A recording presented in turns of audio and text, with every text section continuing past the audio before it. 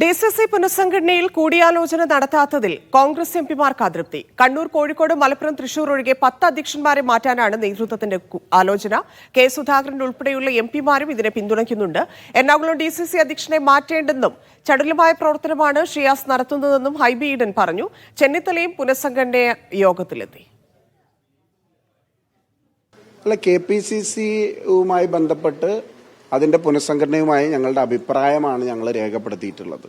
അപ്പോൾ ഏറ്റവും പെർഫോമിംഗ് ആയിട്ടുള്ള ആളുകളെ മാറ്റുന്നതിനെക്കുറിച്ച് യാതൊരു ചർച്ചയില്ല. അതുകൊണ്ട് എറണാകുളത്തിൻ്റെ കാര്യത്തിൽ അങ്ങനെ വലിയ ചർച്ചയൊന്നും നടത്തേണ്ട കാര്യമില്ല.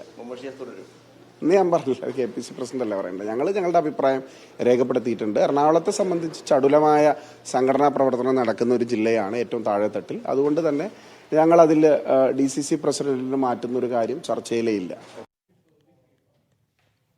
എത്രയും പെട്ടെന്ന് നടത്തണമെന്നുള്ളതാണ് ആഗ്രഹം. കാരണം പഞ്ചായത്ത് തെരഞ്ഞെടുപ്പാണ്, അത് കഴിഞ്ഞാൽ നിയമസഭാ തെരഞ്ഞെടുപ്പാണ്. അപ്പോൾ ഇനി വൈകിക്കാതെ പുതിയ പ്രസിഡന്റ് വന്ന ശേഷം ഒരു പുതിയ കമ്മിറ്റി വരുമല്ലോ സ്വാഭാവികമായും. അപ്പോൾ KPCC പ്രസിഡന്റ് എല്ലാവരും, പ്രതിപക്ഷ നേതാവും എല്ലാവരോടും സംസാരിക്കുന്നുണ്ട്.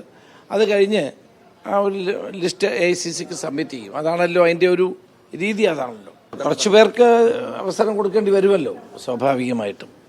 പിന്നെ പാർട്ടി പ്രതിപക്ഷത്ത് നിൽക്കുമ്പോൾ നമുക്ക് കൊടുക്കാൻ കഴിയുന്ന ഉത്തരവാദിത്തങ്ങൾ പാർട്ടിയിലാണ്.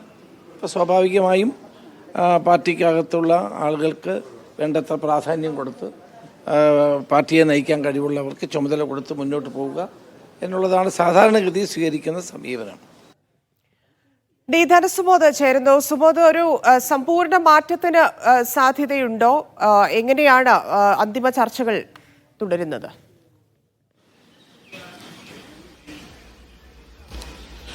ധന്യ, ഇപ്പോൾ രമേശ് ചെന്നിത്തലയുടെ അദ്ദേഹത്തിൻ്റെ ഒരു അഭിപ്രായം കൂടി പരിഗണിക്കുകയാണെങ്കിൽ ഇതൊരു എല്ലാവരെയും ഉൾക്കൊള്ളുന്ന തരത്തിലുള്ള ഒരു ജംബോ കമ്മിറ്റിയിലേക്ക് തന്നെ നയിക്കാനാണ് സാധ്യത. കാര്യം അദ്ദേഹം പറഞ്ഞത്, പാർട്ടി പ്രതിപക്ഷത്തിരിക്കുമ്പോൾ കൊടുക്കാവുന്ന പോസ്റ്റുകൾ, പദവികൾ പാർട്ടിയിൽ മാത്രമായിരിക്കും ഉണ്ടാകുന്നത്. അതുകൊണ്ട് എല്ലാവരെയും കൂടി ഉൾക്കൊണ്ട് വേണം പോകാനായിട്ട്. കാര്യം തദ്ദേശ സ്വയംഭരണ തെരഞ്ഞെടുപ്പ് അടക്കം നടന്നു വരുന്നൊരു സാഹചര്യത്തിൽ എല്ലാവരെയും ഉൾക്കൊണ്ട് വേണം പോകാൻ എന്നുള്ളൊരു കാര്യമാണ് പറഞ്ഞത്. ഈ ഒരു വിഭാഗം എംപിമാർ പൂർണ്ണമായും തങ്ങളോട് വേണ്ടത്ര കൂടിയാലോചന നടത്തുന്നില്ല എന്നുള്ള ഒരു പരാതി ഇതിനകം തന്നെ ഉന്നയിച്ച് കഴിഞ്ഞിട്ടുണ്ട്. കാര്യം ബെന്നി ബെഹനാൻ, MK രാഘവൻ, കൊടിക്കുന്നിൽ സുരേഷ് തുടങ്ങിയ എംപിമാരാണ് ഇക്കാര്യത്തിൽ ഒരു പരാതിയുള്ളത്.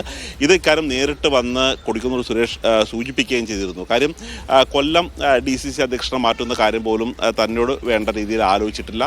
കാര്യം ഇപ്പോൾ സൂരജ് രവിയുടെ പേരാണ് അവിടെ മുൻതൂക്കം കിട്ടുന്നത്. കൂടാതെ നേരത്തെ കുണ്ട്രയിൽ മത്സരിച്ച് തോറ്റ കോൺഗ്രസ് നേതാവ് കൂടിയായിട്ടുള്ള അഡ്വക്കേറ്റ് പി ജെർമിയാസിൻ്റെ പേരാണ് ഇപ്പോൾ മുന്നോട്ട് വെച്ചിരിക്കുന്നത്. വിഷ്ണുനാഥ് മുന്നോട്ട് വെച്ചിരിക്കുന്നത്. അങ്ങനെ പലതരത്തിലുള്ള പേരുകളുടെ ചർച്ചയുണ്ട്. അപ്പോൾ ഈ ചർച്ചകളിലൊന്നും ഈ അവസാന ഘട്ടത്തിൽ മാത്രമാണ് ഒരു എംപിമാർക്ക് ഒരു ചർച്ച ചെയ്യാൻ പോലും അവസരം ലഭിച്ചത് എന്നുള്ള ഒരു കുറ്റപ്പെടുത്തൽ തന്നെയാണ് ഇപ്പോൾ എംപിമാർ പറഞ്ഞിരിക്കുന്നത്. പക്ഷേ ഒരു പേരിലേക്കും അന്തിമമായിട്ടായിട്ടില്ല. ഒരു നാളെയോടുകൂടി മാത്രമാണ് ഇക്കാര്യത്തിലൊരു അന്തിമ ലിസ്റ്റിലേക്ക് ആകുന്നത്. അപ്പോൾ പോലും ഇതൊരു ഹൈക്കമാൻഡ് സമർപ്പിക്കുകയാണ്. ഹൈക്കമാൻഡ് അംഗീകരിക്കുന്ന ലിസ്റ്റ് പിന്നീട് പ്രസിദ്ധീകരിക്കുകയാണ് ചെയ്യുന്നത്. ഏതായാലും ഒരു 10-ാം തീയതിക്ക് മുമ്പ് തന്നെ ഒരു പുതിയ ഭാരവാഹി പട്ടിക ഉണ്ടാകും എന്ന് തന്നെയാണ് പ്രതീക്ഷ. സുബോധ്, ഹൈക്കമാൻഡ് നേരത്തെ ഒരു നിർദ്ദേശം മുന്നോട്ട് വെച്ചിരുന്നു. അതായത് ഇപ്പോൾ DCC പ്രസിഡന്റ് ആയിരിക്കുന്ന ആളുകൾ അവരുടെ ആ ഒരു കാലയളവിൽ ഇനി മത്സരിക്കേണ്ടതില്ല എന്നുള്ള രീതിയിൽ, അത്തരത്തിലൊരു ധാരണയില്ലെങ്കിൽ ആ വ്യവസ്ഥ നടപ്പാക്കാം എന്നുള്ള രീതിയിൽ തന്നെയാണോ ഹൈക്കമാൻഡ് മുന്നോട്ട് പോകുന്നത്? അങ്ങനെയെങ്കിൽ ഷിയാസിന്റെ കാര്യം എന്താവും? ഹൈബി ഈഡന്റെ ആവശ്യം എങ്ങനെയാവും?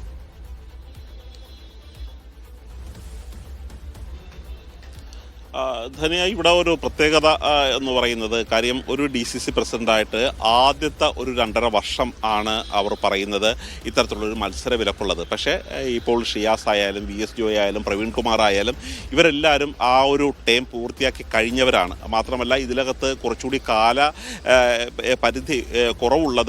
കാലപരിധി കുറവുള്ളത് ഇതിനകം തന്നെ ഒരു ജില്ലയിൽ മാത്രമാണ്. അത് തൃശ്ശൂരിലാണ്. തൃശ്ശൂരിൽ ടാർജറ്റ് ആയിട്ട് അധിക നാളായിട്ടില്ല, കേവലം 1 വർഷം ആകുന്നതേ ഉള്ളൂ. ബാക്കി എല്ലാ ആളുകളും ഇതിനകം തന്നെ അവരുടെ ഒരു സമയപരിധി പൂർത്തിയാക്കിയിരിക്കുന്ന ആൾക്കാർ തന്നെയാണ്. അതുകൊണ്ട് അവർക്ക് മത്സരിക്കാൻ വിലക്കുണ്ടാവില്ല എന്ന് തന്നെയാണ് കരുതുന്നത്. അതേസമയം സുധാകരൻ ഇവിടെ ഒരു A ക്ലാസ് മണ്ഡലങ്ങൾ, A ക്ലാസ് പ്രസിഡന്റുമാരെ പ്രഖ്യാപിച്ചിട്ടുണ്ടായിരുന്നു. അതിൽ കണ്ണൂർ DCC പ്രസിഡന്റ് പ്രസിഡന്റാണ് കേരളത്തിലെ നമ്പർ 1 ഏറ്റവും മികച്ച പ്രസിഡന്റ് കണ്ണൂർ DCC പ്രസിഡന്റ് ആണെന്ന കാര്യമാണ് അദ്ദേഹം പറഞ്ഞത്. മാത്രമല്ല ഈ കാറ്റഗറിയിലേക്ക് അദ്ദേഹം 2 DCC പ്രസിഡന്റുമാരെ കൂടി വെക്കുകയാണ്. ഒന്ന് കോഴിക്കോട് DCC പ്രസിഡന്റായിട്ടുള്ള പ്രവീൺ കുമാർ, രണ്ടാമത് മലപ്പുറം DCC പ്രസിഡന്റായിട്ടുള്ള VS ജോയ്. ഇതുകൂടാതെ ഒരു ആനുകൂല്യം നൽകണം എന്ന് അദ്ദേഹം അഭ്യർത്ഥിച്ചിരിക്കുന്നത് ഈ തൃശ്ശൂർ DCC പ്രസിഡന്റ് കൂടിയാണ്. പക്ഷേ അദ്ദേഹം പുറത്തു പറഞ്ഞില്ലെങ്കിൽ പോലും മീറ്റിംഗിൽ നിന്ന് നമുക്ക് അറിയാൻ കഴിയുന്ന ഒരു കാര്യം പത്തനംതിട്ട DCC പ്രസിഡന്റിനെ തുടരാൻ അനുവദിക്കണം എന്നുള്ള ഒരു ആഗ്രഹം കൂടി അദ്ദേഹം പ്രകടിപ്പിച്ചിട്ടുണ്ട്. ശരി, ധനസുമോദ്.